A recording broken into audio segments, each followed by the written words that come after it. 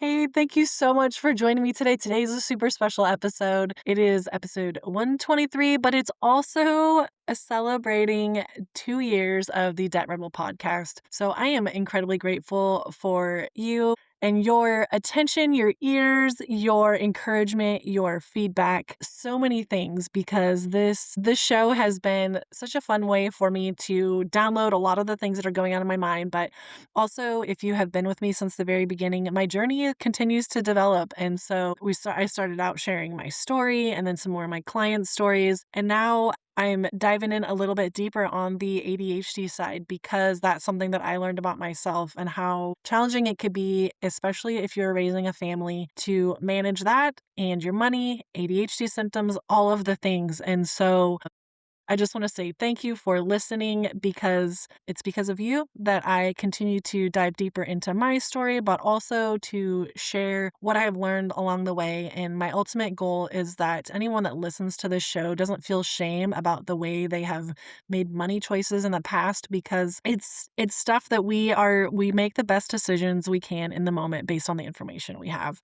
And so that's kind of how I have learned in my journey, but also not just in my debt elimination journey, but in parenting and all the things. And so I hope that that's an encouragement to you. And thank you. I love celebrating milestones, but this is a really fun one for me, because I started out making this a podcast just for one family, and it's been amazing to hear the stories of transformation and encouragement, and the families that have felt hopeful about their financial situation again. And so today's going to be a little bit different of an episode, because I want to talk about more of the mindset shift. Because for us in my journey, my husband and I, our goal was to be debt free. And then that is definitely a destination, but it isn't necessarily the finish line, because once we got to that spot, then we learned how to stop surviving and start building our wealth. And so we're going to talk a little bit more about that today, because this is a celebration.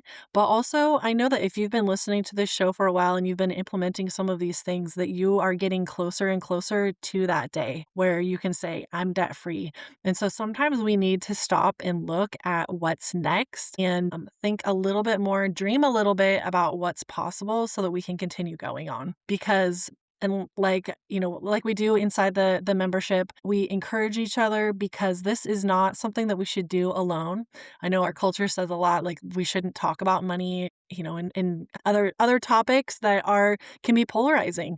And so I think that's another thing that's really important, is to just keep the conversations going, because this is the stuff, when we are honest with ourselves and where we are, that we can move forward. And when we ask questions, I say there's no such thing as a stupid question, except for the one that you didn't ask. So ask the questions. So I also want to share a special invite with you. If you haven't had a chance to jump in and book one of the free Borrow My Brain sessions with me, I would absolutely love to have a conversation with you. Just a quick video chat, something that is keeping you stuck with your finances and helping you move past that. So there's no obligation after that. I just want to know how I can help you and encourage you in your money journey. So take a look at the show notes. That information will be there, and you can book that session. But today we're talking about debt-free not being the finish line, but how to shift from that mindset of survival to starting to build that wealth. And so maybe you're listening today and you're like, I'm not there yet. It's okay. Let's pretend like you are. Put yourself in the shoes of the debt-free version of you, and we can start thinking and dreaming about what is next, because this is also an important way to help us rewire our brains to know that it's possible, and to keep us moving forward. Okay, so for us, it took us 6 years to get out from underneath our $107,000 in debt. And one of the big things of that is because I didn't know that someone like myself, a financial coach, existed to help me get through that, help us get through it, help us create a plan that made sense for our family at the time. And so one thing that was really interesting for me is I was like, I could see, and I knew it was going to be great to not have to pay, $1,000 in a month in debt payments, or be able to use that money for something else, or just be able to say, hey, let's just buy that, and know that it wasn't going to overdraw our account. But some of the strange things that showed up that were really, I didn't necessarily like fully comprehend until we got there. was the fact that when I log in to pay my bills, because I wasn't doing auto pay at the time, when I logged in to pay my bills, there were less bills to pay, which was really a weird thing. But I was like, this is so great. It doesn't take me long. And now I just make sure that those auto pays are, still going through. It's super simple. But having extra money available to just, we see something that we wanted to buy and we had that in our budget and we just buy it. Or going to the grocery store and filling up your cart with food for our family and then getting to the checkout and not having to feel nervous about, is my card going to work or not? So some of these things are when you are in those moments of survival and then you shift to that moment where you're like, I don't have to be there anymore. It's not something, just like it wasn't something that happened overnight to get into debt. It's going to take some time to move through that and get past that survival mode feeling. So today I want to talk about why debt-free doesn't automatically create wealth, why a scarcity mindset that many families carry after debt payoff happens, how our ADHD brains can get stuck in that survival mode, area, and how about the mindset shifts and systems that will help that financial freedom last. So first off, why debt freedom can feel weird. So for years, it's just like I compared it a lot to when I graduated from college. So I, from a very young age, was told, college was necessary. It was something that I needed to do. I went to college. That was the goal. That was kind of like the finish line. And then I graduated and I didn't know what to do. And that's where I started to flounder because I didn't have a clear next step. And so the same thing can happen for families after they go through that debt payoff journey, because having a clear mission and vision for what's next is going to help, because you'll always know what that next goal is, where when you get extra money, where it should go, and what success looks like to you and your family. So when you're going through that debt payoff journey, you have all of those things. So when you've reached that status and those things, they go away, some common feelings, and I have experienced these myself. Maybe there is a little bit of anxiety because you feel like you should continue to do those things, even though you're in a different stage of the journey. Maybe it's a fear of making mistakes. This one was a huge one for me.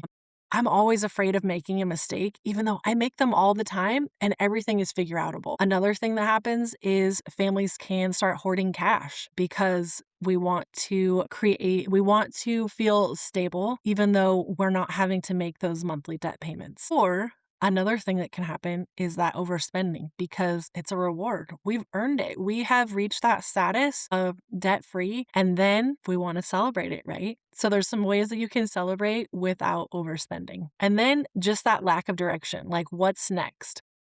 Debt freedom removes a problem, but it doesn't automatically create a vision. So that's why it's very important to create that vision. And our ADHD brains thrive on urgency.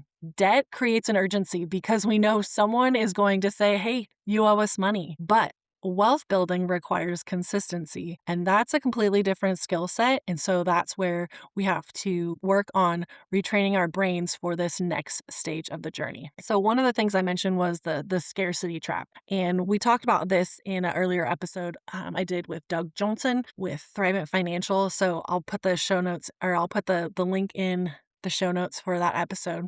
It's a good one to check out. But many people become debt-free financially, but then we can feel like we're still trapped emotionally. So here's some signs that you might still be operating from that scarcity mindset. So constantly feeling like there isn't enough, or fear of spending money on anything. Maybe you're not sure where to invest. Or you have guilt when enjoying your money, or you think one setback is going to ruin the entire thing. So my question for you is, do you still make financial decisions like you're drowning, even if you've reached the shore? So something that we can reframe our brains with is when we think, I can't afford it, the new question that we could be asking ourselves is, does this align with my new priorities? Instead of, what if I lose everything? What if we ask ourselves, how can I continue building stability? Because scarcity asks how to survive, but wealth asks us how to grow. Another point is this identity shifts. This identity shift that happens when we go from a person that is paying off debt to the person that's not paying off debt anymore.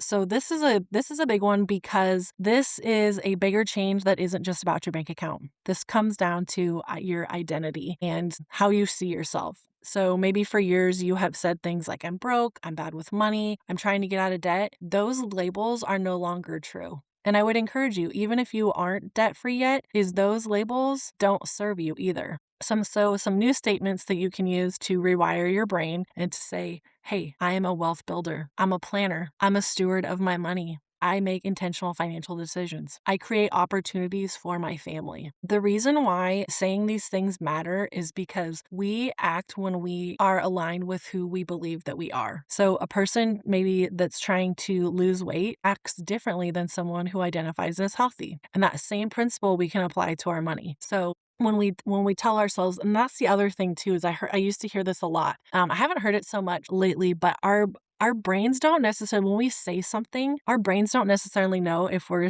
telling it the truth or a lie. And so if we say these I am statements or these things about ourselves that we want to shift and rewire our brains to think differently, that's when we are rewriting that for ourselves and what we think in those identity statements for ourselves. All right, so how about some new goals for this wealth building phase of your life? Because debt payoff was only one chapter, and now your money has a new job to do. So this is where you can really start to take the governor off of your dreams and say, what are we going to do? Maybe you start building investments. And so I would highly encourage you, if that's the stage that you're in, is to reach out to a financial advisor and talk about your retirement, maybe getting some brokerage accounts set up and creating that long-term wealth for you and your family. Maybe it's increasing your margin and making that emergency fund bigger so that you have more flexibility and reduce stress in your life because you have a bigger reserve ready for you. Another thing that's really important to think about is that family legacy. What are the things that you are teaching your kids? And it's not necessarily handing down a trust fund or anything like that, but teaching your kids solid foundation for managing their money so that you can create that generational wealth for you and your family. Maybe it's giving generously and modeling that for your kids. Sometimes it is choosing a totally different lifestyle as well. So you have more time freedom. Maybe you can choose a different career if you want to, travel experiences. This is where you can really start to create a different life for yourself that matches maybe only something that you've dreamt about in the past. Because debt freedom gives you options, but wealth building helps you use those options. So how do we create these in an ADHD friendly way? So wealth isn't built through motivation, it's built through systems. So you'll hear me talk a lot about systems on this show, especially if you've been listening for the last 2 years. Systems are super important. So automating that investing, automating those savings transfers, having regular check-ins on your money, and then having a tracker so that you can see how your net worth continues to grow. Because one thing I know about myself, and if you're listening to this show, this might apply to you as well, is we should not rely on remembering. So let's reduce the number of decisions we have to make, automate that success, especially if it aligns with what matters most to us. So the less your wealth building depends on willpower, the faster it will grow. So if you're in the space where you have said, you have paid off your debt, or maybe you're not living with any of that anymore, maybe you just started listening to the show for some money management tips, I want to take this moment to celebrate with you. If you haven't had a chance yet to celebrate this new status of being debt-free, take the time to do it. It's a huge accomplishment. My husband and I renewed our wedding vows, and it was such a fun celebration to be able to surround ourselves with people that had been really instrumental in our journey to who we were at that point. We had been married for 10 years,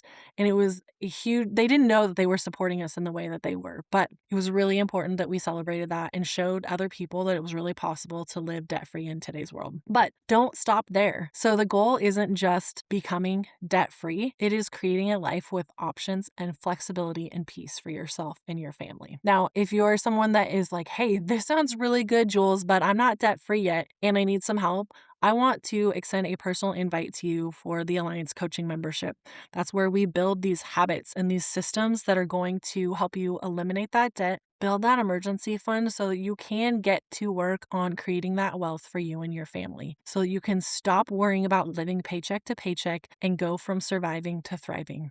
Before we sign off today, I want to know what would change in your life if you stopped thinking like someone trying to get out of debt and started thinking like someone building wealth. Thanks for listening to today's episode. We'll see you in the next episode. Thank you for tuning in to the Debt Rebel Show today. Ready to take your family budgeting to the next level? Stop that paycheck to paycheck grind and start living debt-free? Head over to my website, debtrebelpodcast.com. That's DEBTREBEL podcast.com to grab resources, tools, and tips to make it happen. And don't forget, subscribe, leave a review, and if you know another family that would love hearing today's episode, it would be such a gift for both of us, your friend and me, if you share this episode. And remember, your debt-free life starts with one brave step, and I'm cheering you on every step of the way. We'll talk soon, Debt Rebel.